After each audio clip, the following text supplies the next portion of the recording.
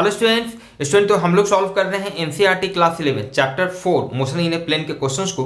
और स्टूडेंट इसके पहले ऑलरेडी हम लोगों ने एससी वर्मा के भी चैप्टर 3 रेस्ट एंड मोशन के क्वेश्चंस को सॉल्व कर लिया है। तो उन क्वेश्चन के सॉल्यूशन के लिंक भी आपको नीचे डिस्क्रिप्शन बॉक्स में मिल जाएंगे या फिर आप प्लेलिस्ट में भी जाकर देख सकते हैं। तो जो भी स्टूडेंट चैनल पर नया है प्लीज चैनल को सब्सक्राइब कर लें और चलिए शुरू करते हैं आज की क्लास को। Student question number 1 motion in a plane, इसका पहला क्वेश्चन है 4.1 state for each of the following physical quantities if it is a scalar or a vector: volume, mass, speed, acceleration, density, number of moles, velocity, angular frequency, displacement, angular velocity। Student इस question में हमें बताना है कि इसमें से कौन कौन से स्केलर और कौन कौन से वेक्टर हैं। तो बहुत ही आसान है, आप समझ रहे हैं। हम इनमें से अगर स्केलर की बात करें तो volume, mass, speed, density, number of moles और एंगुलर फ्रीक्वेंसी, ये इतने फिजिकल क्वांटिटीज आपके स्केलर हैं और रेस्ट जो हैं वो वेक्टर हैं। स्केलर जिसका मतलब सिर्फ और सिर्फ मैग्नीट्यूड होता है, जबकि वेक्टर में मैग्नीट्यूड डायरेक्शन दोनों होते हैं। साथ ही साथ कैसे हम पहचानते हैं किसी फिजिकल क्वांटिटी को कि स्केलर है या वेक्टर है, इसको थ्योरी में डिटेल से हम लोग देख लिए हैं, उसका लिंक आपको नीचे डिस्क्रिप्शन बॉक्स में मिल जाएगा। क्वेश्चन नंबर 4.2 स्टूडेंट ये क्वेश्चन कह रहा है pick out the 2 scalar quantities in the following list: force, angular momentum, work, current, linear momentum, electric field, average velocity, magnetic moment और रिलेटिव वेलोसिटी। ये इतने फिजिकल क्वांटिटी जो दिए गए हैं, इनमें से कौन से दो जो हैं स्केलर क्वांटिटी है। स्टूडेंट बहुत ही आसान है, समझ रहे हैं। इसमें से दो जो स्केलर क्वांटिटी है वो है वर्क और करंट। वर्क आपका डॉट प्रोडक्ट होता है फोर्स और डिस्प्लेसमेंट का, तो डॉट प्रोडक्ट दो वेक्टर का क्या होता है, स्केलर होता है। करंट इंटरेस्टिंग है, करंट में मैग्नीट्यूड भी होता है, डायरेक्शन होता है, फिर भी ये स्केलर नहीं होता है, फिर भी ये स्केलर होता है, क्योंकि इनफैक्ट इसके बारे में हालांकि डिटेल से हम थ्योरी में बताए हैं, क्योंकि ये triangle law of vector addition को फॉलो नहीं करता है। आप वहां पे जाकर देख सकते हैं इसका डिटेल एक्सप्लेनेशन। तो इसमें से दो जो स्केलर क्वांटिटी है वो है वर्क और करंट। क्वेश्चन नंबर 4.3 स्टूडेंट ये क्वेश्चन है pick out the only vector quantity in the following list. चलिए ठीक है। टेम्परेचर, इसमें से वेक्टर क्वांटिटी कौन कौन है ये देखना है। Temperature, pressure, impulse, time, power, total path length, energy, gravitational potential, coefficient of friction, charge. Student इस क्वेश्चन में सिर्फ और सिर्फ एक ही फिजिकल क्वांटिटी इंपल्स आपका वेक्टर क्वांटिटी है। इंपल्स क्या होता है, इंपल्स इक्वल टू, इंपल्स आपका स्टूडेंट होता है, इंपल्स स्टूडेंट क्या होता है, इंपल्स आपका होता है this is change in momentum, change in momentum. इसके बारे में हालांकि डिटेल से आप नेक्स्ट चैप्टर में पढ़ेंगे, वर्क और एनर्जी में ज्यादा डिटेल से पढ़ेंगे। चेंज इन मोमेंटम, मोमेंटम में जो चेंज होता है, ठीक है, डेल्टा पी से नॉर्मली इसको रिप्रेजेंट करते हैं। और मोमेंटम स्टूडेंट क्या होता है, ये एक वेक्टर क्वांटिटी होता है, एमवी से इसे कैलकुलेट किया जाता है, ठीक है। तो इंपल्स आपका वेक्टर क्वांटिटी है, बाकी सारे आपके इसमें स्केलर क्वांटिटी है। क्लियर है स्टूडेंट। देखते हैं क्वेश्चन नंबर 4.4 थ्योरेटिकल क्वेश्चन है, इसलिए तेजी से पढ़ रहे हैं। ये क्वेश्चन है state with reasons whether the following algebraic operations with scalar and vector physical quantities are meaningful. इसमें से कौन कौन से ऑपरेशन जो है स्केलर और वेक्टर से रिलेटेड वो मीनिंगफुल है अलजेब्राइक ऑपरेशन। चलिए ठीक है, देखते हैं स्टूडेंट। पहला जो क्वेश्चन है adding any two scalars, adding any two scalars. दूसरा है adding scalar to a vector of the same dimensions. तीसरा है multiplying an vector of by any scalar. And fourth is multiplying any two scalars, adding any two vectors, adding a component of a vector to the same vector. चलिए student एक एक करके देखते हैं। पहला जो है एडिंग एनी टू स्केलर, किसी भी दो स्केलर को क्या ऐड कर सकते हैं, नहीं स्टूडेंट ये गलत है, बिल्कुल भी ऐड नहीं कर सकते हैं। इनफैक्ट किसी भी दो स्केलर को क्या आप किसी भी दो वेक्टर को भी ऐड नहीं कर सकते हैं। Principle of homogeneity of dimension के हिसाब से सेम नेचर के फिजिकल क्वांटिटी को ही और जिसका डायमेंशन सेम हो उसी को हम या तो ऐड कर सकते हैं या सब्ट्रैक्ट कर सकते हैं। एग्जाम्पल के तौर पे समझिए, मान लिया आप कह रहा है कि एडिंग एनी टू स्केलर, किसी भी दो स्केलर को, तो भाई किसी भी दो स्केलर को मान लिया आप ले लीजिए, एक ही स्केलर 2 इयर्स टाइम स्केलर हो गया। चलिए प्लस 5 डोजन, 5 दर्जन केला अगर आपके पास है तो ये 5 डोजन बनाना, ये भी स्केलर हो गया। 2 इयर्स एक नंबर हो गया, ये 2 इयर्स ये भी आपका टाइम स्केलर हो गया। क्या ये दोनों को हम ऐड कर सकते हैं, नहीं ऐड कर सकते हैं, क्योंकि ये दोनों अलग अलग फिजिकल क्वांटिटीज हैं। क्लियर है स्टूडेंट। चलिए तो ये पहला वाला गलत हो गया। दूसरा है adding a scalar to a vector of the same dimensions, never, scalar और वेक्टर को तो कभी ऐड कर ही नहीं सकते हैं, मल्टीप्लाई कर सकते हैं लेकिन ऐड नहीं कर सकते हैं स्केलर और वेक्टर को, क्योंकि वेक्टर के साथ डायरेक्शन भी आपका एसोसिएटेड होता है। तो ये आपका गलत हो गया। सी में multiplying any vector by any scalar, हाँ करते हैं। अभी जस्ट ये एक एग्जांपल बताएं स्टूडेंट, ये मोमेंटम जो होता है मास इनटू वेलोसिटी, यहाँ पे मास क्या होता है, स्केलर होता है, जबकि वेलोसिटी क्या होता है, वेक्टर क्वांटिटी होता है। तो आप एक स्केलर को एक वेक्टर के साथ मल्टीप्लाई कर सकते हैं। दूसरा बहुत ही फेमस एग्जांपल आप ले सकते हैं फोर्स का, जिसको हम कैलकुलेट करते हैं MA, न्यूटन सेकेंड लॉ। यहाँ पर क्या होता है, मास आपका स्केलर होता है, एक्सेलरेशन आपका वेक्टर क्वांटिटी होता है, और ये दोनों को जब हम मल्टीप्लाई करते हैं तो हमको एक तीसरा एक नया एक वेक्टर क्वांटिटी मिलता है, फोर्स। क्लियर है? तो आप मल्टीप्लाई कर सकते हैं। तो ये आपका सही है। नेक्स्ट है डी में मल्टीप्लाइंग एनी टू स्केलर्स, क्या किसी भी दो स्केलर को मल्टीप्लाई कर सकते हैं? कर सकते हैं हम लोग मल्टीप्लाई, कोई जो नहीं कि सेम नेचर का फिजिकल क्वांटिटी है। जैसे देखिए बहुत फेमस एग्जांपल आपने पढ़ा होगा, मास इक्वल्स टू क्या होता है student, volume into density. Class 10th में मेंसुरेशन में आपने इस फॉर्मूला का बहुत ज्यादा यूज किया होगा। तो mass equals to volume into density, यहाँ पर देखिए सब स्केलर क्वांटिटी है और दो अलग अलग स्केलर क्वांटिटी को आप मल्टीप्लाई कर रहे हैं, तो ये कर सकते हैं, इसमें भी कोई दिक्कत नहीं है। नेक्स्ट है एडिंग एनी टू वेक्टर्स, क्या किसी भी दो वेक्टर को ऐड कर सकते हैं? नहीं।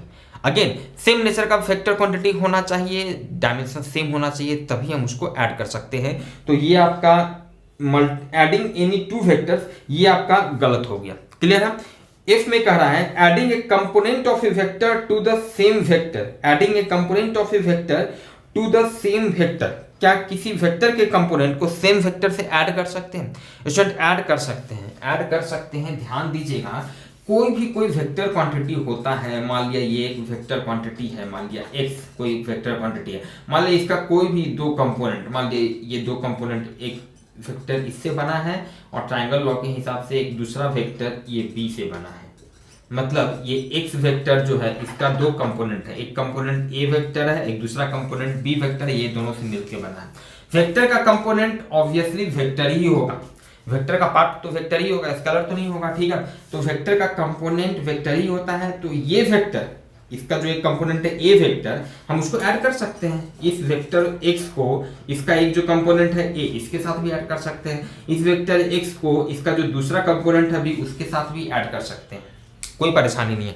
लेकिन जब भी दो वेक्टर को ऐड करना होगा स्टूडेंट, तो हमेशा हम ट्रायंगल लॉ का यूज करते हैं, उसको direct algebraically by the simple rules of algebra, जैसा कि हम लोग स्केलर को ऐड या सब्ट्रैक्ट करने में यूज करते हैं, वो हम वेक्टर के साथ नहीं कर सकते हैं।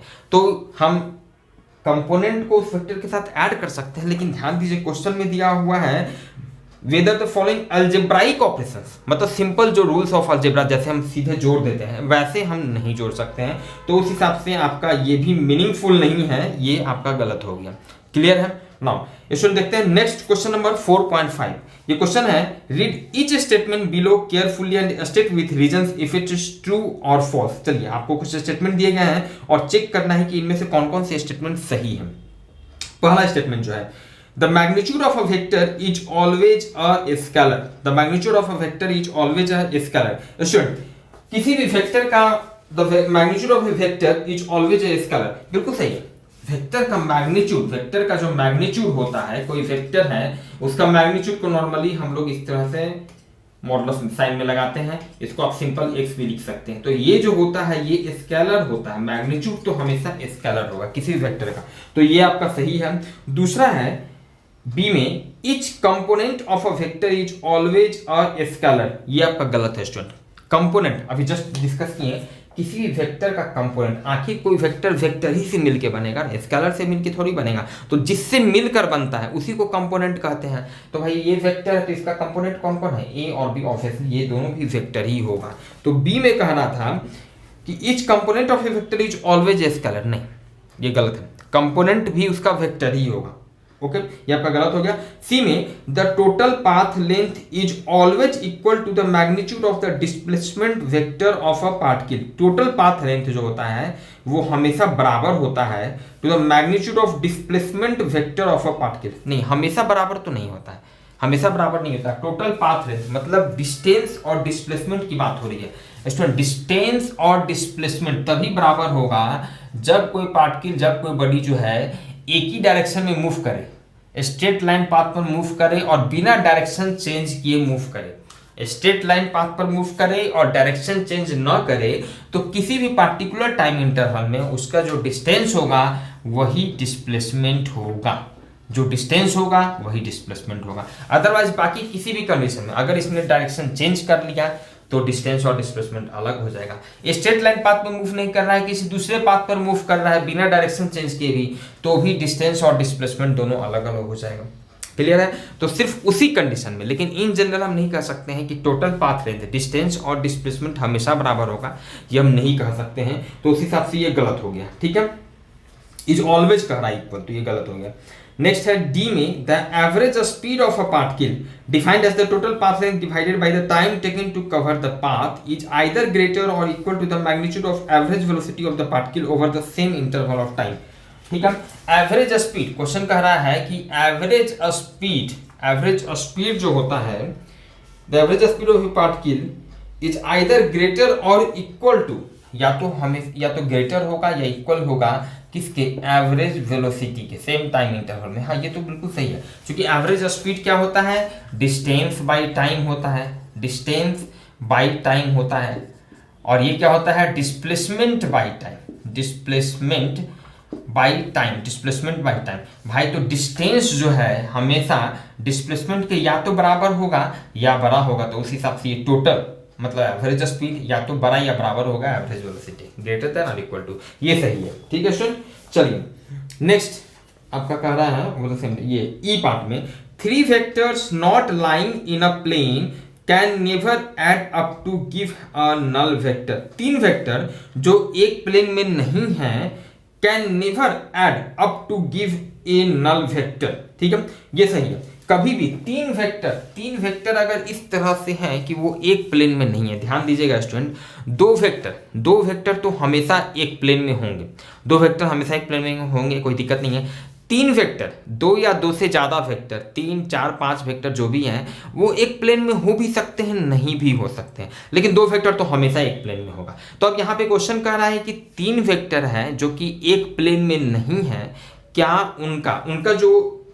the 3 vectors not lying in a plane can never add up to give a null vector, कभी भी ऐड करेंगे तो एक नल वेक्टर, जीरो वेक्टर नहीं देगा। बिल्कुल सही है, इसीलिए नहीं देगा स्टूडेंट, ध्यान दीजिएगा।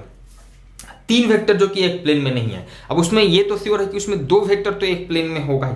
ठीक है, अब 2 वेक्टर जो एक प्लेन में है उसका रिजल्टेंट, ठीक है, तीनों वेक्टर को ऐड करना है, तो ऐसा करते हैं कि 2 वेक्टर जो एक प्लेन में है उसका रिजल्टेंट और जो तीसरा वेक्टर बच गया वो दोनों को ऐड करेंगे, देख लेंगे कि जीरो वेक्टर हुआ कि नहीं। तो 2 वेक्टर जो एक प्लेन में है उसका रिजल्टेंट भी उसी प्लेन में होगा। 2 वेक्टर जो एक प्लेन में है उसका रिजल्टेंट, जैसे इसको फिगर से समझना चाहता है तो ऐसे आप और क्लियरली समझ सकते हैं। मान लिया 3 वेक्टर है, ठीक है, ए बी और सी, 3 वेक्टर है। ठीक है, अब इसमें से मान लिया ये दोनों वेक्टर किसी एक प्लेन में है, ये दोनों वेक्टर, तो ये दोनों वेक्टर का जो रिजल्टेंट होगा, पैरेललोग्राम से आप समझ सकते हैं, पैरेललोग्राम से ये दोनों वेक्टर का रिजल्टेंट मान लिया कुछ इस तरह से, ये आर वेक्टर, तो इसका सम जीरो वेक्टर होने के लिए भाई ये आर वेक्टर और सी वेक्टर दोनों का ऐड क्या होना चाहिए, जीरो होना चाहिए, तब तो तीनों का रिजल्टेंट जीरो हो जाएगा, जो कि कभी नहीं हो सकता है, क्योंकि आर इस प्लेन में है और सी वेक्टर इस प्लेन में है। तो R vector plus C vector कभी भी ये नल वेक्टर, जीरो वेक्टर नहीं दे सकता है। क्यों नहीं दे सकता है? क्योंकि ये दोनों अलग अलग प्लेन में है। भाई जीरो वेक्टर होने के लिए 2 वेक्टर का सम जीरो होने के लिए दोनों का मैग्नीट्यूड सेम होना चाहिए और डायरेक्शन जस्ट अपोजिट होना चाहिए। तो ये दोनों का तो प्लेन ही अलग है, डायरेक्शन तो कभी अपोजिट जस्ट होगा नहीं, तो कभी भी ये जीरो वेक्टर नहीं होगा। ठीक है, तो यही है 3 vectors not lying in plane can never, हाँ सही बात है, कभी भी ये जीरो वेक्टर नहीं दे सकता, इसलिए स्टेटमेंट आपका ट्रू है। क्लियर है स्टूडेंट? चलिए देखते हैं student question number 4.6, establish the following vector inequality geometrically और अदरवाइज। चलिए ठीक है, इसमें स्टूडेंट आपका 4 दिया हुआ, ये चारों को प्रूफ करना है, ठीक है, ज्योमेट्रिकली और अदरवाइज। ओके, ये क्वेश्चन देखते हैं, इसके लिए जगह चाहिए थोड़ा।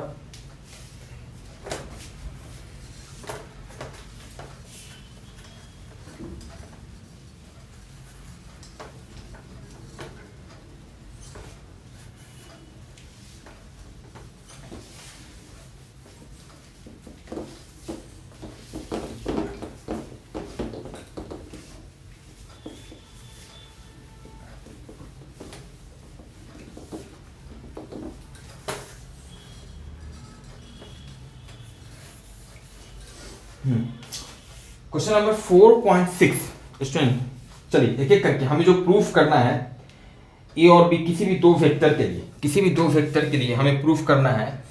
पहला जो है this is vector A vector plus B vector less than equal to vector A plus vector B.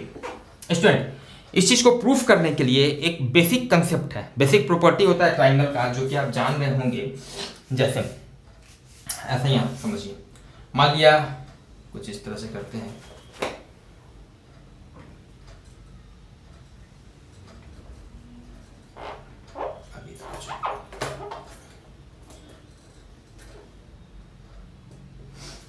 एक आपका ट्राइंगल है P Q are. P Q are एक ट्राइंगल है। इन जनरल वेक्टर की बात नहीं कर रहे हैं, सिंपल मैथ की बात कर रहे हैं, ओके, ज्योमेट्री की बात कर रहे हैं। तो किसी भी ट्राइंगल में उसका कोई एक ट्राइंगल का जो लेंथ होता है, किसी एक ट्राइंगल का लेंथ जो होता है वो हमेशा, जैसे मान लिया पी आर, किसी एक ट्राइंगल उसके किसी एक साइड का लेंथ ले लेते हैं, मान लिया पी आर, ठीक है, ये हमेशा छोटा होगा बाकी दो साइड के लेंथ के सम से। मतलब ये हमेशा छोटा होगा P Q plus Q are. हमेशा ट्राइंगल के किसी एक साइड का लेंथ जो है बाकी दूसरे साइड के लेंथ के सम से हमेशा छोटा होगा, ऑलवेज रिमेंबर। और साथ ही साथ किसी एक साइड का लेंथ एंड किसी एक साइड का लेंथ जो होता है वो बड़ा होगा बाकी दो साइड के लेंथ के डिफरेंस के। मतलब P Q minus Q are, दोनों का जो डिफरेंस होगा उसके डिफरेंस से लेकिन बड़ा होगा, दोनों के सम से छोटा होगा, वन थिंग, ठीक है। अब यहां पर चूंकि डिफरेंस लेंथ की बात हो रही है जो कि मैग्नीट्यूड हमेशा पॉजिटिव होना चाहिए, तो ये P Q minus Q are, इसमें हमको तो पता नहीं है कि पी क्यू का लेंथ बड़ा है कि क्यू आर का लेंथ बड़ा है। अगर पी क्यू का लेंथ छोटा होगा तब तो ये टर्म नेगेटिव आ जाएगा। तो इस चीज के लिए हम यहाँ पर मॉडुलस लगा देते हैं। क्लियर बात है? मतलब इसका जो मॉडुलस, इसका जो मैग्नीट्यूड का जो वैल्यू होगा वो उससे बड़ा होगा पी आर का लेंथ। क्लियर है स्टूडेंट? तो ये दो प्रॉपर्टी अभी यहाँ पर जो हम लोगों को प्रूफ करना है, एक एक करके यहाँ पर यूज होने वाला है। देखते हैं स्टूडेंट, चलिए ठीक है। तो पहला जो है ये a plus B vector less than equal to vector a plus vector b, ये यूज करना है स्टूडेंट। ऐसा करते हैं, ये जो ट्राइंगल आपको दिया गया है स्टूडेंट, ये जो ट्राइंगल, फिर से हम इस ट्राइंगल को यहाँ पे ड्रॉ कर रहे हैं। ये आपका ट्राइंगल पी क्यू आर, ये आपका ट्राइंगल हो गया। क्लियर है? मान लेते हैं स्टूडेंट ये ट्राइंगल है, और अब हमारा ध्यान जाएगा एक चीज पर, ध्यान दीजिएगा। दो वेक्टर है, vector a plus vector b। अच्छा ये क्या है? Vector a plus vector b, दोनों वेक्टर का रिजल्टेंट है, सम है, ओके। और ट्राइंगल लॉ में हम लोगों ने पढ़ा है कि ट्राइंगल लॉ में क्या होता है कि अगर दो वेक्टर को ट्राइंगल के दो साइड से रिप्रेजेंट करें टेकन इन अ ऑर्डर, एक ऑर्डर में, तो थर्ड साइड जो होता है in opposite order gives it's resultant, वही उसका रिजल्टेंट देता है। तो थोड़ा देर के लिए मान लेते हैं हम ये PQ जो है, PQ ये ट्राइंगल का PQ जो साइड था उसको वेक्टर A से अगर रिप्रेजेंट कर दें, क्लियर है। और QR ये जो साइड है इसको हम लोग B वेक्टर से अगर रिप्रेजेंट कर दें, क्लियर है, तो आपका ये PR जो वेक्टर है, जो वेक्टर PR है, यही वेक्टर आपका इस दोनों वेक्टर का रिजल्टेंट हो जाएगा। क्लियर है? मतलब कि अगर हम कहना चाहें कि यहां पर हम कह सकते हैं कि PR ये लेंथ जो है ये एक्चुअल में vector A plus vector B, जो vector A plus vector B है उसका मैग्नीट्यूड है। क्लियर है? उसी तरह PQ को आप लिख सकते हैं। PQ क्या है? तो PQ भाई वेक्टर A, ये जो वेक्टर है A जो है उसका मैग्नीट्यूड है, उसका लेंथ बता रहा है PQ। क्लियर है? उसी तरह आप QR को लिख सकते हैं, QR को लिख सकते हैं क्या? वेक्टर B का मैग्नीट्यूड। क्लियर है स्टूडेंट? चलिए नाउ स्टूडेंट अब हम लोग एक एक करके प्रूफ करते हैं। पहला जो हम लोगों को प्रूफ करना है, ठीक है, vector A plus vector B less than equal to this. चलिए लेस देन है स्टूडेंट, तो ट्राइंगल के इस प्रॉपर्टी पे आपका ध्यान जाएगा। ध्यान दीजिए, यहाँ के हिसाब से, इस प्रॉपर्टी के हिसाब से हम लोग लिख सकते हैं कि भाई V है।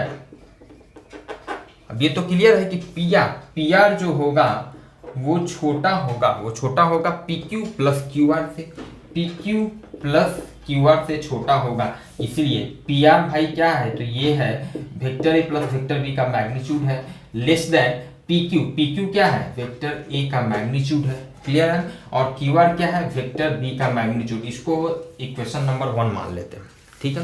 नाउ अब स्टूडेंट यहाँ पे इक्वलिटी का भी साइन है, ध्यान दीजिएगा। इक्वल भी हो सकता है अगर दोनों वेक्टर ए और बी अगर सेम डायरेक्शन में है तो उसका रिजल्टेंट क्या होगा। जैसे मान लिया कि 5 न्यूटन का फोर्स इधर लग रहा है F1, क्लियर है, एक 3 न्यूटन का फोर्स इधर लग रहा है F2 लग रहा है, तो F1 प्लस F2 जानते हैं क्या होगा, ये F1 प्लस F2 हो जाएगा 8 न्यूटन और इसी डायरेक्शन में हो जाएगा F1 प्लस F2। मतलब इस केस में अगर दो वेक्टर सेम डायरेक्शन में है, एक स्ट्रेट लाइन के अलॉन्ग अगर लग रहे हैं दो वेक्टर, तो उनका जो रिजल्टेंट होगा वो सिंपल क्या होगा, मतलब F1 प्लस F2, इसका जो वैल्यू है जो कि क्या है 8 है, वो क्या होगा F1 का मैग्नीट्यूड 5 प्लस F2 का मैग्नीट्यूड 3।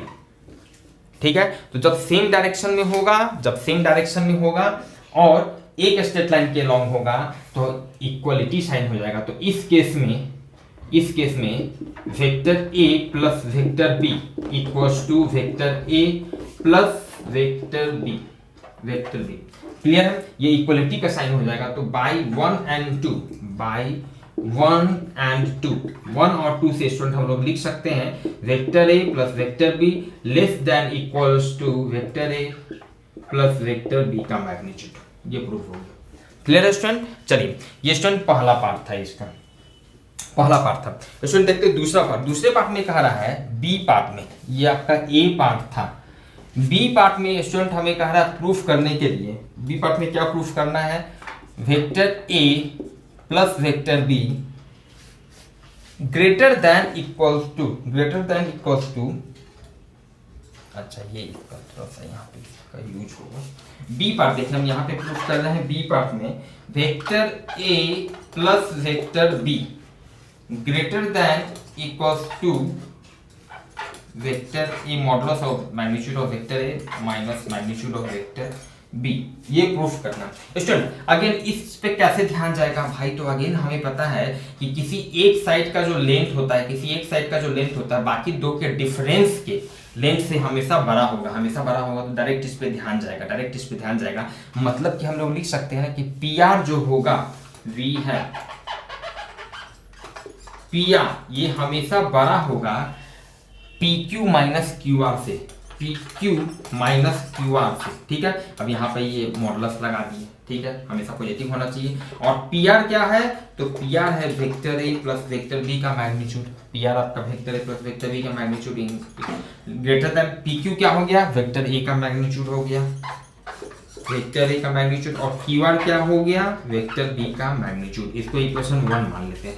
अब ये इक्वलिटी साइन, ध्यान दीजिए, इक्वलिटी साइन अगेन अगर ये दोनों वेक्टर अपोजिट डायरेक्शन में हो जाए तब उनका जो रिजल्टेंट होगा वो क्या होगा, सीधे देखिए मान लिया एग्जैक्टली पहले वाले एग्जांपल थे, बहुत आसानी से यहाँ पे थोड़ा कंफ्यूजन होता है स्टूडेंट्स को।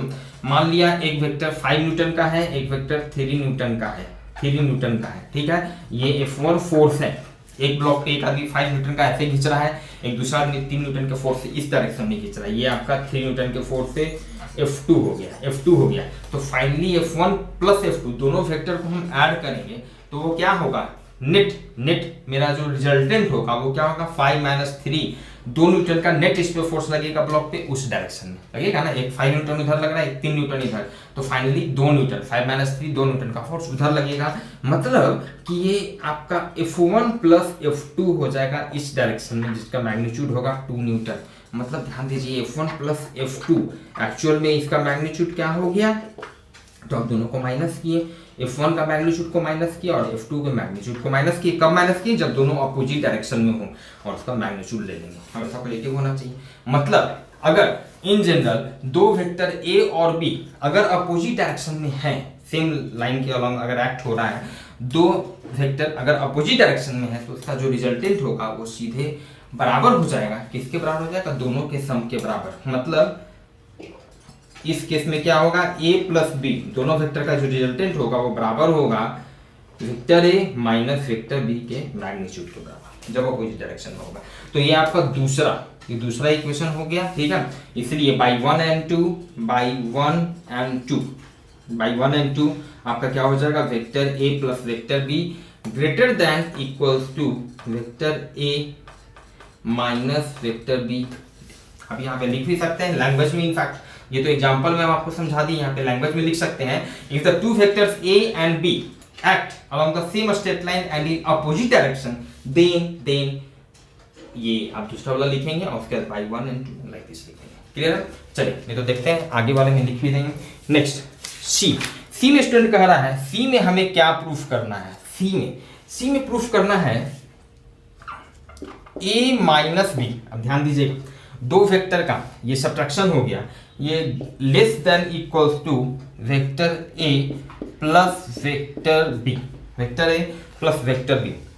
ओके हाँ चलिए यहाँ पर प्लस था। ओके नाउ ध्यान दीजिएगा a माइनस बी वेक्टर हो गया, a माइनस बी वेक्टर हो गया तो थोड़ा सा स्टूडेंट यहाँ पर हम लोग चेंज कर लें तो बेहतर होगा।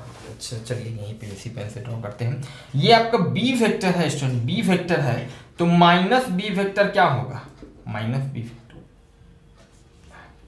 ये आपका माइनस b वेक्टर हो जाएगा। क्लियर है स्टूडेंट? माइनस b वेक्टर तो ये आपका क्या हो जाएगा, ट्रायंगल लॉ के हिसाब से ये वेक्टर a वेक्टर हो गया, ये माइनस b वेक्टर हो गया तो ये वेक्टर इसको हम r डैश लिख देते हैं, r डैश लिख देते हैं, r है तो ये r डैश हो गया। ये pr जो pr डैश वेक्टर होगा यही आपका vector a plus minus b vector मतलब vector a minus b vector हो जाएगा। क्लियर है? मतलब यहाँ पे और लिखना चाहें आप तो लिख सकते हैं ये pr डैश जो है pr डैश यही एक्चुअल में क्या है, ये जो वेक्टर है vector a minus vector b minus B vector इसका मैग्नीट्यूड है pr डैश। साथ ही साथ आप यहाँ पे लिख सकते हैं qr डैश ये क्या है, ये जो माइनस बी वेक्टर है, माइनस बी वेक्टर जो है इसका मैग्नीट्यूड है। तो ध्यान दीजिएगा जो मैग्नीट्यूड माइनस बी वेक्टर का होगा वही मैग्नीट्यूड बी वेक्टर का होगा। तो सेम आप ऐसा लिख सकते हैं। चलिए ठीक है। नाउ स्टूडेंट अब हम ये प्रूफ करना है। अब अगेन इस ट्रायंगल में ध्यान दीजिए पी क्यू आर डैश, इस ट्रायंगल में आप लिख सकते हैं we have P R dash equals to P R dash हमेशा ये जो है ये क्या होगा, छोटा होगा ट्रायंगल वाला प्रॉपर्टी के हिसाब से, बाकी दो साइड के लेंथ के सम से छोटा होगा, मतलब P Q plus Q R dash से छोटा होगा। और पी आर डैश एक्चुअल में क्या है, तो ये है vector A minus B vector का मैग्नीट्यूड है लेस देन पी क्यू को आप लिख सकते हैं वेक्टर ए का magnitude plus Q R dash को आप लिख सकते हैं बी वेक्टर का मैग्नीट्यूड। तो ये इक्वेशन 1 हो गया। क्लियर है स्टूडेंट? नाउ अब ध्यान दीजिए a माइनस ये इक्वलिटी साइन कब होगा, अगेन जब अगर दो वेक्टर अपोजिट डायरेक्शन में हो तो उसका सब्ट्रैक्शन जो है दोनों का डायरेक्ट सम के बराबर हो जाएगा, देखिए इस चीज को यहाँ पे एग्जांपल से समझना चाहते हैं। मान लिया अगेन अब ये F1 उसी ब्लॉक पे कि 5 न्यूटन का फोर्स इधर लग रहा है और एक दूसरा 3 न्यूटन का फोर्स अपोजिट डायरेक्शन में F2 इधर लग रहा है, ठीक है ना। तो हमको क्या करना है, हमको तो ऐड करना है A में किसको ऐड करना है, माइनस बी वेक्टर को ऐड करना है। एक्चुअली सब्ट्रैक्शन भी बेसिकली एक एडिशन ही होता है। इनफैक्ट आपको कहें बहुत इंटरेस्टिंग ये सब थ्योरी में आपको बताए हैं कि मल्टीप्लिकेशन भी एक तरह का एडिशन ही होता है, ठीक है। एंड सब्ट्रैक्शन कैसे एडिशन होता है भाई, तो आप 5 माइनस 3 कर रहे हैं तो एक्चुअल में आप क्या कर रहे हैं 5 में माइनस 3 ऐड कर रहे हैं, तो सब एडिशन ही हुआ सब्ट्रैक्शन। आप 5 इंटू 3 कर रहे हैं तो एक्चुअल में आप एडिशन ही करते हैं, आप 5 को 3 टाइम्स ऐड करते हैं। बेसिकली सब एडिशन का ही प्रॉपर्टी है, अलग अलग फॉर्म है कहे तो, ठीक है। तो यहाँ पर दो वेक्टर, अब क्या है कि दोनों वेक्टर जब अपोजिट डायरेक्शन में होगा तो हमको क्या करना है, F1 में माइनस F2 वेक्टर, तो F2 वेक्टर अगर इधर है तो ये आपका हो जाएगा minus F2 vector, same 3 Newton का उस डायरेक्शन में हो जाएगा अपोजिट डायरेक्शन में। अब ध्यान दीजिएगा इसीलिए F1 माइनस F2 आपको क्या हो जाएगा, F1 माइनस F2 में आप किसको ऐड कर रहे हैं, माइनस F2 वेक्टर को, तो डायरेक्ट हो जाएगा 5 न्यूटन प्लस 3 न्यूटन। F1 भी आपका इधर ही है, माइनस F2 वेक्टर भी आपका इधर ही है, तो डायरेक्ट ऐड करेंगे ना 8 न्यूटन डायरेक्ट ऐड करेंगे। तो 8 न्यूटन क्या हो गया, दोनों वेक्टर का लेंथ का मैग्नीट्यूड हो गया, F1 का भी मैग्नीट्यूड प्लस F2 का भी मैग्नीट्यूड हो गया। तो जब अपोजिट डायरेक्शन में होगा तब आप लिख सकते हैं, तो यहाँ पे आप एक लैंग्वेज लिख सकते हैं। सो if vector A and vector B are in opposite direction and along the same straight line and along the same straight line then जब अपोजिट डायरेक्शन में होगा इन जनरल दो वेक्टर और सेम स्ट्रेट लाइन के along, तो हम ऐसा लिख सकते हैं कि vector A minus vector B ये इक्वल होगा vector A plus vector B के। क्लियर है? तो इसको आप दूसरा इक्वेशन मान लें और यहां से आप समझ सकते हैं, यहां से बाई 1 and 2 यहां से इन जनरल हम लोग लिख सकते हैं vector A minus vector B का जो मैग्नीट्यूड होगा वो लेस देन इक्वल्स टू होगा vector A plus vector B. Clear student? चलिए स्टूडेंट इसका एक और पार्ट है, लास्ट पार्ट है वेक्टर ए। चलिए इसके लिए जगह चाहिए तो ऐसा करते हैं स्टूडेंट, चलिए इसको हम इधर डिलीट करते हैं यहाँ पे। ओके, ये आपका बी पार्ट है, आप इसको नोट कर लिए।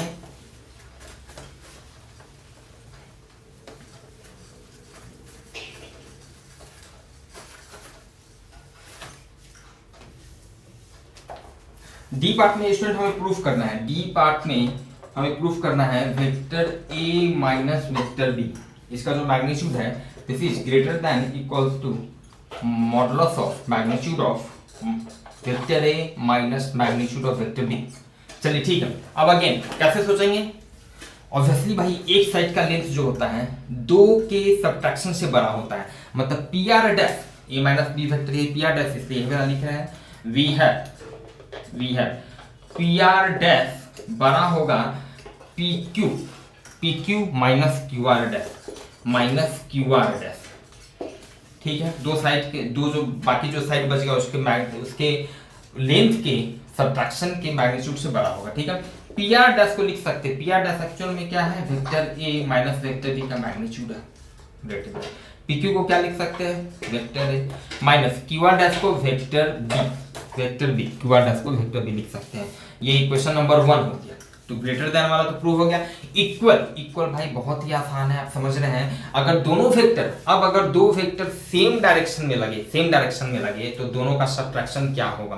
फाइनली एक वेक्टर 5 न्यूटन का, एक फोर्स 5 न्यूटन का ऐसे लग रहा है, एक दूसरा फोर्स उसी डायरेक्शन में लग रहा है 3 न्यूटन का, तो दोनों को माइनस करेंगे तो क्या होगा 2 न्यूटन का उसी डायरेक्शन, तो सीधे माइनस कर दिए 5 - 3। क्लियर है? दोनों को माइनस करेंगे तो आप यहाँ पे समझ सकते हैं। तो यहाँ पे सो इफ ऑल्सो ऐसे लिखिए also if A and B act या if A and B are in same direction if A and B are in same direction then obviously should be along the same straight line। तो हम इस case में लिख सकते हैं vector A minus vector B equals to vector A minus vector B का magnitude. ध्यान रखिएगा वेक्टर को आप स्केलर की तरह ऐड कर सकते हैं, वेक्टर को आप स्केलर की तरह घटा सकते हैं। कब? जब सेम डायरेक्शन में हो। जब अगर सेम डायरेक्शन में होगा दो वेक्टर 5 न्यूटन 3 न्यूटन तो आप उसको डायरेक्ट ऐड कर दीजिए। ठीक है, तो उसी तरह सेम डायरेक्शन में दोनों को घटाना है। एक 5 न्यूटन का फोर्स लग रहा है, एक 3 न्यूटन का फोर्स लग रहा है, तो माइनस करना है तो सीधे आप माइनस कर दीजिए। क्लियर है? तो इक्वालिटी साइन आप इस तरह से यहाँ पे लिख सकते हैं। तो बाई 1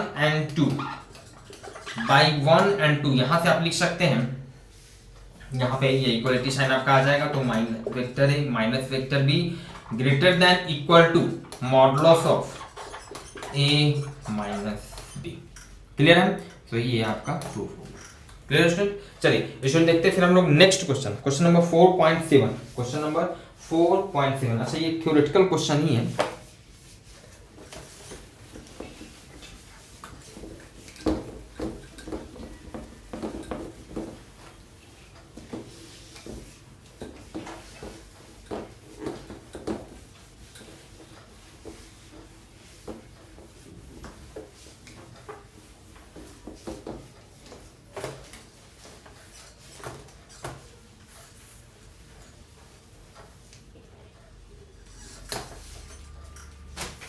4.7 स्टूडेंट ये क्वेश्चन कह रहा है given a vector A plus vector B plus vector C plus vector D equals to 0 vector which of the following statements are correct. आप देख सकते हैं यहाँ पे 4 स्टेटमेंट दिए गए हैं, एक एक करके हमें चेक करना है कि इनमें से कौन कौन से स्टेटमेंट जो है करेक्ट है। स्टूडेंट पहला ऑप्शन है, फर्स्ट ऑप्शन इज वेक्टर आपका ये कंडीशन क्या दिया हुआ 4.7 स्टूडेंट हम लोग सॉल्व कर रहे हैं इसका ए पार्ट। ठीक है, आपको कंडीशन क्या दिया हुआ है, कंडीशन दिया हुआ है A vector plus B vector plus C vector plus D vector equals to 0 vector. Okay, तो हमें चेक करना है कि A B C and D must each be a null vector. ये कंडीशन दिया हुआ तो ए पार्ट में कह रहा है कि निश्चित रूप से ए भी 0 वेक्टर है, बी भी 0 वेक्टर, सी भी, डी भी, अलग अलग सब 0 वेक्टर। ये कोई जरूरी है क्या? नहीं, बिल्कुल जरूरी नहीं है। बहुत सा सिचुएशन ऐसा हो सकता है जहां पर इन चारों वेक्टर को ऐड करने के बाद 0 वेक्टर मिल जाए। क्लियर? देखिए इसको आप ऐसे समझिए, vector A plus vector B, ये एक वेक्टर हो गया, plus vector B, vector C plus vector D. ठीक है, ये एक अलग वेक्टर हो गया। मान के चलिए कि इसमें से कोई भी 0 वेक्टर लेंगे तो ऐसा तो हो सकता है कि vector A plus vector B को ऐड हम किए तो मान लिया पी वेक्टर मिला, कोई एक तीसरा एक नया वेक्टर पी वेक्टर मिल गया। अब वेक्टर सी और वेक्टर डी को ऐड किए तो माइनस पी वेक्टर मिल गया, नेगेटिव उसका मिल गया। तो अब इस केस में दोनों को हम ऐड करेंगे तो 0 वेक्टर हो गया। तो इस केस में क्या था स्टूडेंट कि यहाँ पर कोई भी अलग अलग कोई भी नल वेक्टर नहीं है, फिर भी पॉसिबल है कि भाई ये सबका सम जो है, ठीक है, ये 0 वेक्टर हो जाए, कोई जरूरी नहीं है। ऐसा भी हो सकता है कि भाई a plus B plus C plus D vector, ठीक है, हो सके कि ये तीनों को ऐड करें तो ये तीनों का एडिशन से हमको माइनस डी वेक्टर मिल जाए और ये प्लस डी वेक्टर पहले से है तो ये जी, तो मतलब बहुत सारे पॉसिबिलिटी हो सकते हैं। क्लियर है? तो ये कोई जरूरी नहीं है कि चारों अलग अलग नल वेक्टर हो तभी ये 0 वेक्टर होगा, इसलिए आपका गलत है। ठीक है, दूसरा कह रहा है the magnitude of vector A plus vector C equals the magnitude of B plus D. B part में कह रहा है, बी पार्ट में magnitude of vector A plus C, vector A plus C का जो मैग्नीट्यूड है वो इक्वल है magnitude of B plus D, जो वेक्टर बी प्लस डी है उसके मैग्नीट्यूड के इक्वल है। बिल्कुल, ये तो बहुत आसान है, आप समझ सकते हैं। देखिए ये जो कंडीशन आपका दिया गया है, ये कंडीशन आपको दिया गया है, इस कंडीशन से हम लिख सकते हैं, इस कंडीशन से ए प्लस सी को एक तरफ छोड़ देते हैं, ए प्लस सी को एक तरफ छोड़ देते हैं तो ये उधर जाएगा तो क्या होगा minus B vector minus D vector. Clear है? अब यहां से ये vector A plus vector C equals to minus B plus D vector common ले लिए। यहां से अगर दोनों तरफ मॉडुलस लगा दें, मतलब इसका मैग्नीट्यूड लें और इसका भी मैग्नीट्यूड ले, इसका भी मैग्नीट्यूड ले।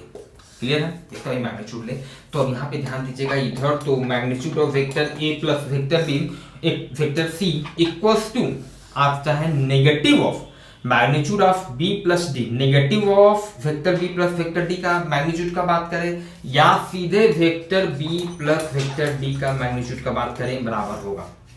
कंफ्यूजन नहीं होना चाहिए। कोई भी वेक्टर मान लिया एक्स वेक्टर है और उसका एक नेगेटिव है माइनस एक्स वेक्टर, तो मैग्नीट्यूड दोनों का बराबर होगा। क्लियर है? क्योंकि नेगेटिव वेक्टर जो है वो होता ही है अपने ओरिजिनल वेक्टर का, उसका मैग्नीट्यूड सेम रहेगा, डायरेक्शन जस्ट अपोजिट होता है। ठीक है, तो जो मैग्नीट्यूड बी प्लस डी का होगा वही मैग्नीट्यूड होगा माइनस बी प्लस डी का। क्लियर है? तो ऑब्वियसली यहां से प्रूव हो चुका है कि ये स्टेटमेंट आपका सही है। क्लियर है? सी पार्ट में कह रहा है the magnitude of A can never be greater than the sum of the magnitudes of B C and D. The magnitudes of A can never be, कभी भी बड़ा नहीं हो सकता है, than the sum of the magnitudes of B C and D. C part में देखिए क्या कह रहा है, ये कंडीशन तो आपका दिया हुआ है कि ए का जो मैग्नीट्यूड है, ए का जो मैग्नीट्यूड है ये कभी भी बड़ा नहीं हो सकता है, ये कभी भी बड़ा नहीं हो सकता, मतलब या तो हमेशा ये छोटा होगा या बराबर होगा B plus C plus D, तीनों का अलग अलग मैग्नीट्यूड के सम से कभी भी बराबर नहीं होगा, कभी भी बड़ा नहीं होगा। हाँ ऑब्वियसली देखिए यहाँ पे ध्यान दीजिए, ये कंडीशन जो दिया गया है इस कंडीशन से अगेन हम लिख सकते हैं vector A equals to minus of vector B plus vector C plus vector D. Clear है? चलिए अब ध्यान दीजिएगा, ये इनफैक्ट क्या है, vector B plus vector C plus vector D, ये तीन जो वेक्टर है ये इसका जो नेगेटिव वेक्टर होगा, vector B plus vector C plus vector D, ये तीनों को ऐड करेंगे तो कोई वेक्टर मिलेगा, उसका कोई भी जो नेगेटिव वेक्टर, मतलब कि वेक्टर ए जो है वो रिजल्टेंट है, वो क्या है, रिजल्टेंट वेक्टर है माइनस ऑफ किस वेक्टर का, B plus C plus D vector का। उसका रिजल्टेंट वेक्टर है वेक्टर ए। अब बेसिक प्रॉपर्टी है स्टूडेंट कि किसी भी वेक्टर को आप दो या दो से ज़्यादा वेक्टर्स को अगर आप ऐड कर रहे हैं तो उसका रिजल्टेंट का मैक्सिमम जो वैल्यू होता है उसके बराबर हो सकता है। आप डायरेक्टली तीनों को ऐड कर दीजिए। क्या कहना चाह रहे हैं, मान लिया 3 न्यूटन, 3 न्यूटन, 4 न्यूटन और 2 न्यूटन का 3 फोर्स है किसी ब्लॉक पे लग रहा है। अब आप इसको जैसे भी डायरेक्शन में लगाइए, सेम डायरेक्शन में लगा दीजिए, अपोजिट डायरेक्शन में लगाइए, किसी एक को हॉरिजॉन्टल लगाइए, किसी को 30 degree north of east direction में लगा दीजिए, किसी को वर्टिकली अपवर्ड डायरेक्शन में लगा दीजिए, आप जैसे भी लगाइए। एक बात क्लियर है कि ये तीनों का जो रिजल्टेंट होगा ये मैक्सिमम हो सकता है। मैक्सिमम कितना हो सकता है, तो भाई तीनों को ऐड कर दीजिए। 3 + 4 + 2 मीन्स 9 न्यूटन, मतलब 9 न्यूटन से ज्यादा कुछ भी कर लीजिए नहीं होगा। तो अब आप समझ रहे हैं ना कि ए इसका रिजल्टेंट वेक्टर है, तो कभी भी ए का जो मैग्नीट्यूड होगा, ए का जो मैग्नीट्यूड होगा, ये तीनों को अलग अलग सम जो करेंगे उसके वैल्यू से बड़ा कभी नहीं हो सकता है, कभी बड़ा नहीं हो सकता है। सो ये आपका the magnitude of A can never be greater than, बिल्कुल सही है, कभी बड़ा नहीं हो सकता है, can never be greater than the sum of the magnitudes of B, C and D. कभी बड़ा नहीं हो सकता है, छोटा या बराबर हो सकता है। क्लियर। चलिए लास्ट ऑप्शन में कह रहा है B plus C must lie in the plane of A and D if A and D are not collinear. B plus C must lie in the plane of A and D, must lie in the plane of A and D if A and D are not collinear and in the line of A and D if they are collinear। हाँ बिल्कुल सही है। B plus सी, पहले थोड़ा सा देखिएगा, B plus सी ये condition के हिसाब से B प्लस सी को हम लिख सकते हैं। B प्लस सी एक्चुअल में क्या है, तो minus of vector A plus vector D, ठीक है। अब माइनस ए और वेक्टर D, ठीक है। B plus C must lie in the plane of A and D, must lie in the plane of A and D if A and D are not collinear। ध्यान दीजिएगा।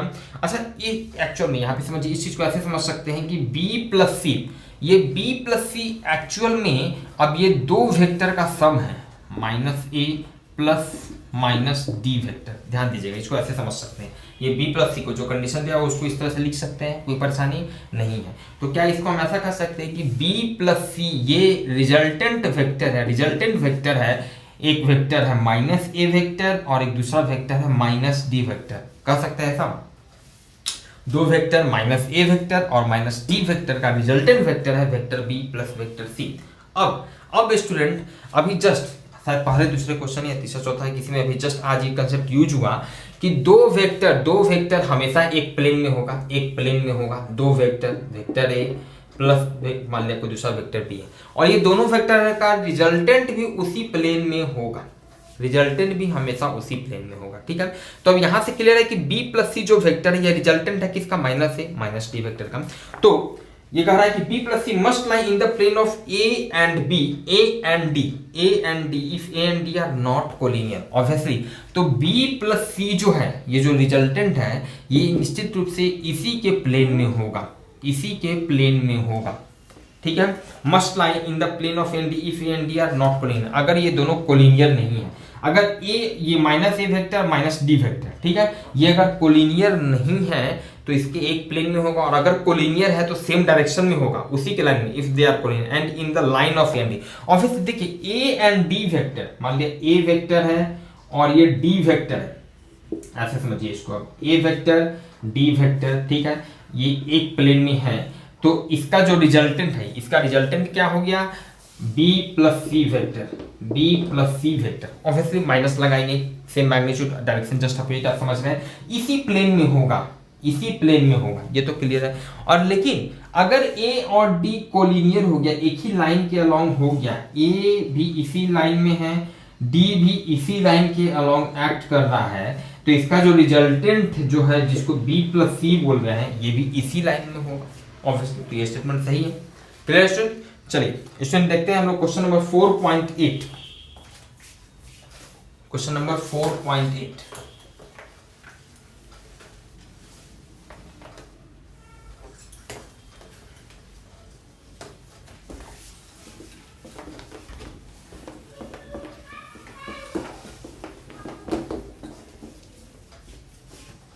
ये question का है student, 3 girls skating on a circular ice ground of radius 200 meter starts from a point P on the edge of the ground and reach a point Q diametrically opposite to P following different paths as shown in figure.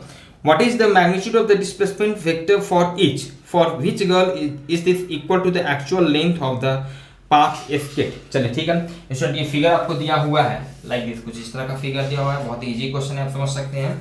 तीन girls जो है P से Q, तीन girl का path दिया हुआ है जो P से Q की तरफ जा रही है, P से Q की तरफ जा रही है।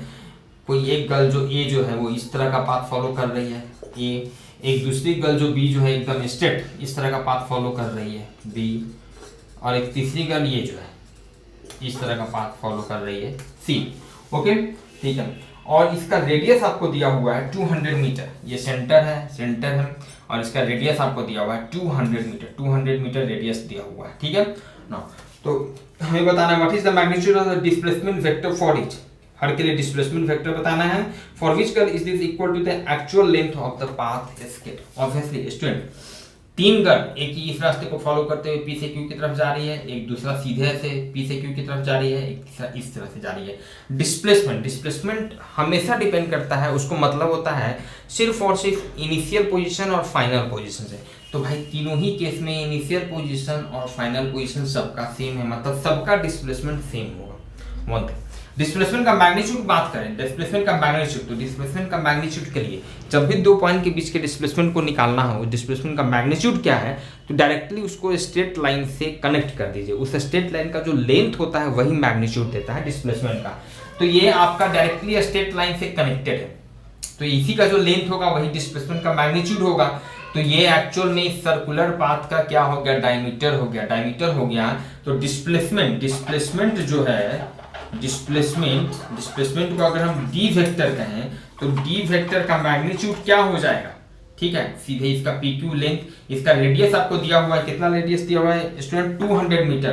तो 200 प्लस 200 इक्वल्स टू 400 मीटर। सबके लिए डिस्प्लेसमेंट सेम होगा, कितना होगा 400 मीटर। और चूंकि डिस्प्लेसमेंट वेक्टर क्वांटिटी होता है तो आप इसको लिख सकते हैं 400 मीटर फ्रॉम डायरेक्शन के नाम पे, from P to Q। Clear.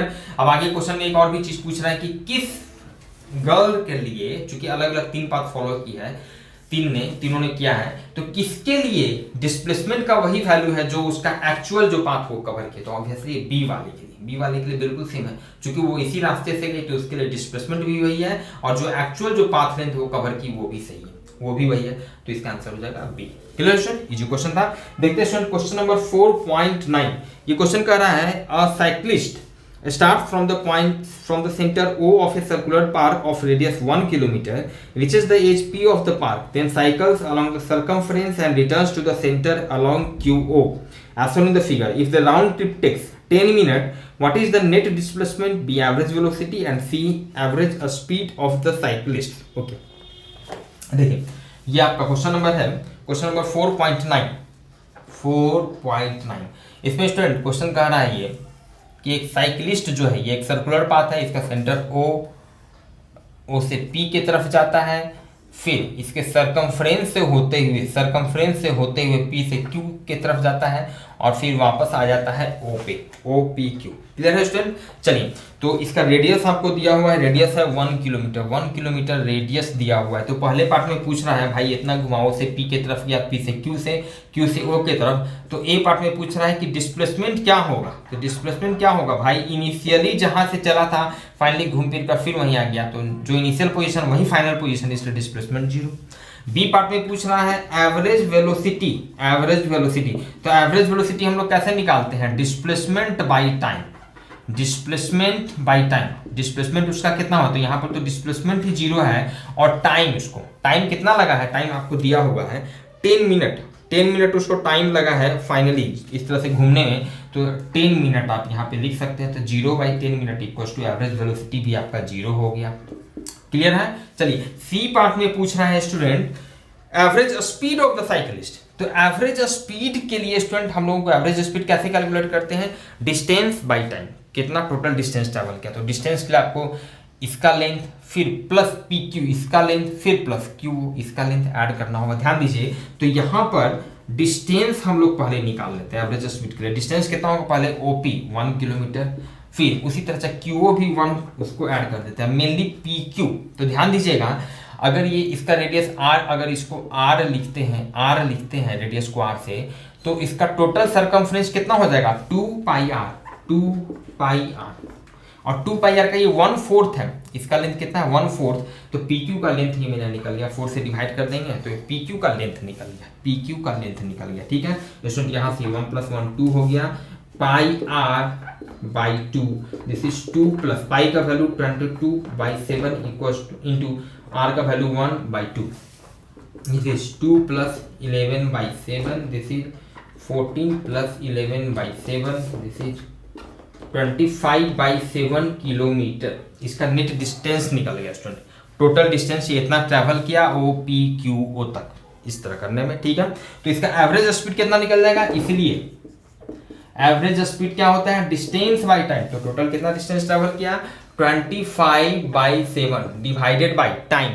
Time ध्यान दीजिएगा, इसको लगा है 10 मिनट 10 मिनट, ये किलोमीटर में है, तो किलोमीटर पर आवर नॉर्मली हम लोग यूनिट लिखते हैं, हम लोग लिख सकते हैं किलोमीटर पर मिनट भी लिख सकते हैं, कोई परेशानी थोड़ी है, लेकिन नॉर्मली जो हम लोग यूज करते हैं किलोमीटर पर आवर, तो इसलिए इसको क्या करते हैं 10 मिनट जो टाइम लगा है इसको आवर में बदल देते हैं, तो 10/60 इतना आवर हो गया, क्लियर है। तो ये 1/6 हो जाएगा, मतलब ये फाइनली जब कैलकुलेट होगा तो दिस इज 25/7 इंटू 6 ऊपर चला जाएगा, ये इतना हो गया kilometre per hour kmph, this is 150/7 kmph, clear है।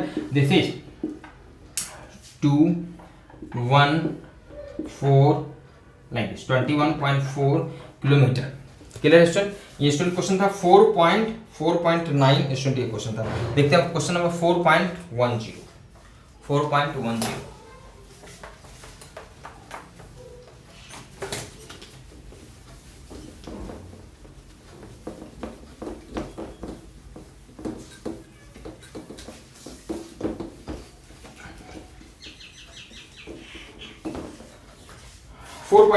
स्टूडेंट ये क्वेश्चन कह रहा है, on an open ground a motorist follows a track that turns to his left by an angle of 60 degree after every 500 meter.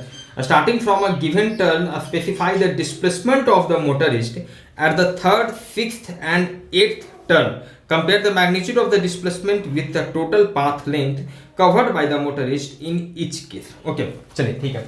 एक motorist जो है, question number 10 हम लोग सॉल्व कर रहे हैं। एक मोटरिस्ट जो है वो हर कितना मीटर चल रहा है 500 मीटर, कहीं भी मान लिया यहाँ से वो चलना शुरू किया, ध्यान दीजिएगा, तो 500 मीटर चला, मान लिया कि 500 मीटर ये इस तरह से चला, 500 मीटर चलने के बाद, ठीक है, वो अपने डायरेक्शन को 60 डिग्री से चेंज कर लेता है। तो अभी क्या था कि ऐसे सीधे जाता, तो सीधे जाने की बजाय 500 जब चला तो अब सीधे जाने के बजाय यहाँ से इस लाइन से 60 डिग्री टर्न कर गया, मतलब ये 60 डिग्री यहाँ से टर्न कर गया, फिर 500 मीटर चला, मान लें कि फिर 500 मीटर ये यहाँ तक फिर चला, फिर यहाँ से 60 डिग्री, अब मान लीजिए ऐसे सीधे जाता तो अब यहाँ से फिर 60 डिग्री ये इस तरह से मूव करेगा, फिर 60 डिग्री मूव करेगा, मतलब यहाँ से फिर ये 60 डिग्री फिर मूव करेगा 60 डिग्री, फिर 500 मीटर यहाँ से यहाँ तक फिर चला 500 मीटर, और फिर यहाँ से फिर 60 डिग्री मूव कर गया, फाइनली ये फिर इस तरह से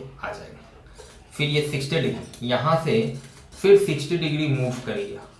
ध्यान दीजिएगा, ये बिल्कुल इस लाइन के बिल्कुल पैरेलल पहुंच जाएगा, तब तक नहीं, क्यों पहुंच जाएगा, क्योंकि फाइनली यहाँ से ये जो टर्न किया है तो फाइनली यहाँ तक में ये 180 डिग्री मूव कर गया, 60 + 60 + 60, तो 180 डिग्री, तो इसका जस्ट अपोजिट डायरेक्शन हो जाएगा। तो पहले ऐसे गया, फिर ऐसे गया, फिर ऐसे गया और फिर ऐसे, इसलिए बिल्कुल पैरेलल लाइन होगा इसकी, क्लियर है। और आगे आप समझ सकते हैं इसी तरह चलते जा रहा है, यहाँ से फिर 60 डिग्री तो फिर 60 डिग्री ऐसे, और फिर यहाँ से 500 मीटर चला तो फिर 60 डिग्री ऐसे, मतलब ये एक रेगुलर हेक्सागोन बना लेगा। सिचुएशन आप देख सकते हैं, रेगुलर हेक्सागोन बना लेगा, इस तरह से चलते चला जाएगा। तो मान लीजिए ए से चलना शुरू किया था तो A B C D E F, clear है, यहाँ से यहाँ इस तरह से चलते जा रहा है, फिर यहाँ आने के बाद फिर इस तरह से चला 500 मीटर, फिर इसी तरह से राउंड ये हेक्सागोनल पाथ पे, रेगुलर हेक्सागोनल पाथ पे ये मूव कर रहा है, ठीक है ना। ये 500 मीटर आपको दिया हुआ है, 500 मीटर सबका लेंथ। तो स्टूडेंट हमसे पूछ रहा है specify the displacement of the motorist at the third, sixth and eighth turn.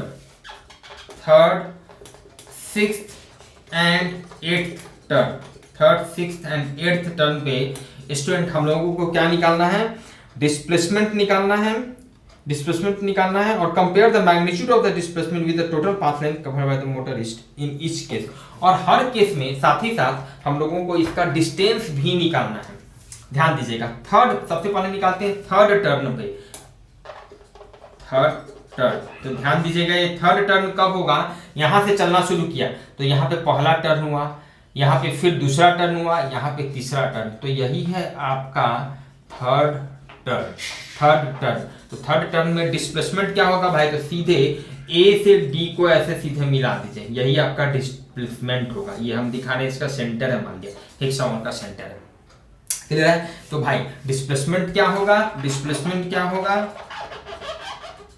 Displacement क्या होगा, तो length of AD, length of AD. AD का लेंथ क्या होगा, तो आपको पता होना चाहिए कोई भी हेक्सागोन जो होता है उसका जो डायगोनल जो होता है, उसका कोई डायगोनल है, एडी है, बीई है, सीएफ है, सब इसका डायगोनल है। तो डायगोनल का जो लेंथ होता है वो इसके साइड के लेंथ का डबल होता है, डबल होता है इसके साइड के लेंथ का। मतलब एडी का लेंथ कितना हो जाएगा, 2 इंटू इसका साइड का लेंथ कितना है 500 मीटर, तो 500 मीटर मतलब 1000 मीटर मतलब 1 किलोमीटर आप इसको लिख सकते हैं। ये आपका डिस्प्लेसमेंट हो गया, डिस्प्लेसमेंट हो गया, ठीक है। और साथ ही साथ डिस्टेंस भी, हर टर्न के लिए डिस्टेंस भी बताना है। तो डिस्टेंस कितना हो जाएगा स्टूडेंट, तो डिस्टेंस तो भाई एक्चुअल जो पाथ कवर किया 500 metre plus 500 metre plus 500 metre, ये क्या हो गया 3 into 500 metre means 1500 metre means 1.5 kilometre, 1.5 kilometre. ये आपका आंसर हो गया थर्ड टर्न के लिए डिस्प्लेसमेंट और डिस्टेंस। उसके बाद हम लोगों को निकालना है सिक्स्थ टर्न के लिए, सिक्स्थ टर्न के लिए। सिक्स्थ टर्न आपका कौन सा होगा, पर ये देखते हैं स्टूडेंट। तो यहां से चलना शुरू किया तो first turn, second turn, third turn, fourth turn, fifth turn, sixth turn. ध्यान दीजिएगा सिक्स्थ टर्न में ये वापस यहाँ पे पहुंच गया है, यहां से चलना शुरू किया था और सिक्स्थ टर्न में ये फिर यहाँ पे पहुंचेगा। तो भाई इसका डिस्प्लेसमेंट क्या होगा, डिस्प्लेसमेंट क्या होगा, डिस्प्लेसमेंट आपका हो जाएगा 0, ठीक है। ये यहाँ पे आप इसको लिख सकते हैं, this is your sixth turn, sixth turn जो कि इसका स्टार्टिंग पॉइंट भी है, आप लिख सकते हैं यहाँ पे स्टार्टिंग पॉइंट भी है, बल्कि लिख लेना चाहिए आपको for future point of view revision के हिसाब से। ये सिक्स्थ टर्न हुआ, तो सिक्स्थ टर्न में इसका डिस्प्लेसमेंट 0 हो गया और डिस्टेंस कितना हुआ, तो भाई ऐड कर दिया 500 प्लस 500 प्लस 500 प्लस 500 500 500 500 इंटू 6। तो डिस्टेंस क्या हो जाएगा, distance 6 into 500 metre means 3000 metre means 3 kilometre इसका डिस्टेंस हो जाएगा। मतलब डिस्टेंस कहेंगे, जो फिजिक्स पढ़ेगा वो कहेगा भाई 3 किलोमीटर भी चला है, 0 भी चला है, तो डिस्टेंस हो गया 3 किलोमीटर, डिस्प्लेसमेंट हो गया 0। क्लियर है। चलिए ना आप यहाँ पे अब बात करते हैं एट्थ टर्न के लिए, एट्थ टर्न के लिए। एट्थ टर्न तो भाई सिक्स टर्न में यहाँ पहुंचा, फिर सेवेंथ टर्न में यहाँ, एट्थ टर्न यहाँ है। ध्यान दीजिएगा ये सेकेंड टर्न भी है, ये सेकेंड टर्न भी है इक्वल टू ये एट्थ टर्न भी है, सेकेंड टर्न भी यही है, फर्स्ट टर्न सेकेंड टर्न, और फिर यहाँ पे 6 हो गया था तो 7 8 टर्न। तो यहाँ पर डिस्प्लेसमेंट, डिस्प्लेसमेंट के लिए ध्यान दीजिएगा ये लेंथ हम लोगों को चाहिए, ये AC, ये लेंथ चाहिए, ये लेंथ चाहिए डिस्प्लेसमेंट के लिए। ध्यान दीजिए यहाँ पर हम लोगों को क्या निकालना है, डिस्प्लेसमेंट। एट्थ टर्न में डिस्प्लेसमेंट मतलब AC का लेंथ हम लोगों को निकालना है। स्टूडेंट देखिए इस फिगर को हम अलग से यहाँ पे ड्रॉ कर रहे हैं, यही है आपका AC, ये A है, ये B है, ये C है, ये आपका 500 मीटर, इसको मतलब हाफ किलोमीटर कर देते हैं, ये भी हाफ किलोमीटर BC, ये भी हाफ किलोमीटर। और ध्यान दीजिएगा हेक्सागोन, तो हेक्सागोन का हर जो इंटरनल एंगल होता है वो 120 डिग्री होता है। ये एंगल जो होगा 120 डिग्री, ये एंगल भी 120 डिग्री, 120 डिग्री, ये भी 120 सब 120 होगा जितना इंटरनल एंगल होता है। तो ये एंगल 120 डिग्री पड़ता है। AC का लेंथ निकालना है, इसको अगर x मान ले तो यहाँ पे कोसाइन फॉर्मूला हम लोग लगा सकते हैं, बहुत आसानी से निकाल सकते हैं। कोसाइन फॉर्मूला के हिसाब से हम लिखेंगे cos 120 डिग्री, cos 120 डिग्री। अब इससे जो साइड जो जुड़ा हुआ है उसका स्क्वायर, तो AB का स्क्वायर मतलब हाफ का स्क्वायर प्लस दूसरा वाला जो साइड है उसका स्क्वायर माइनस सामने वाला, इस एंगल के सामने वाला का माइनस का स्क्वायर। ठीक है, ये बिल्कुल ये सब आपको पढ़ना है, आपको जानना चाहिए, ये सब वेक्टर में हो सके जो लोग नहीं जान रहे होंगे उनके लिए। डिवाइडेड बाई 2 इंटू ये वाला साइड इंटू दूसरा वाला साइड जो एंगल से जो जुड़ा हुआ है। आप समझ सकते हैं इस पूरे एक्सप्रेशन में यहाँ पर एक ही अननोन है x, मतलब AC जो कि यहाँ से निकल जाएगा। यहाँ से cos 120 डिग्री का वैल्यू आपको पता होना चाहिए, दिस इज -1/2। नहीं याद है तो cos 90 + 30 - sin 30 - हाफ हो गया। ऐसे भी आप समझ सकते हैं, बहुत तरीका और भी तरीका है। 1/2 का स्क्वायर 1/4 + 1/2 का square 1/4, this is -x² divided by this is 2, half cancel हो गया, ये हाफ हो गया, यहाँ से ये हाफ को इधर ले आते हैं तो -½ × हाफ, 1/4 + 1/4 आपका 1/2 हो गया, -x², यहाँ से ये -1/4 = हाफ -x², यहाँ से x² = half plus 1/4, this is 4, 2 + 1, this is 3/4। इसलिए x कितना हो गया स्टूडेंट, √3/2 किलोमीटर, √3/2 किलोमीटर। ये आपका क्या निकल गया स्टूडेंट, डिस्प्लेसमेंट निकल गया। डिस्प्लेसमेंट, डिस्टेंस के लिए तो कोई दिक्कत नहीं है, 500 + 500 नहीं डिस्टेंस तो और ज्यादा होगा। अच्छा ठीक है, देखते हैं ये आपका, इसको आप मीटर में कन्वर्ट कर सकते हैं, √3/2 × 1000 मीटर हो जाएगा, तो 500 √3 मीटर, 500 × 1.732 मीटर। आप इसको मल्टीप्लाई करेंगे, यहाँ से आपका इतना मीटर आपका डिस्प्लेसमेंट निकल गया। ठीक है, 87 8.5 समथिंग के आसपास, 85 समथिंग कुछ आपका मीटर में आएगा, जो भी आप समझ सकते हैं। नाउ डिस्टेंस के लिए, डिस्टेंस क्या होगा स्टूडेंट, डिस्टेंस ध्यान दीजिएगा, 8th टर्म में बात हो रही है भाई, तो 6th टर्म पूरा चले तो 6th टर्म में डिस्प्लेसमेंट कितना हो गया था, 3 किलोमीटर। उसके बाद फिर से ये 500 मीटर चला, फिर 500 मीटर चला, मतलब 1 किलोमीटर फिर चला, मतलब टोटल डिस्टेंस कितना हो जाएगा, 4 किलोमीटर। Okay, thank you.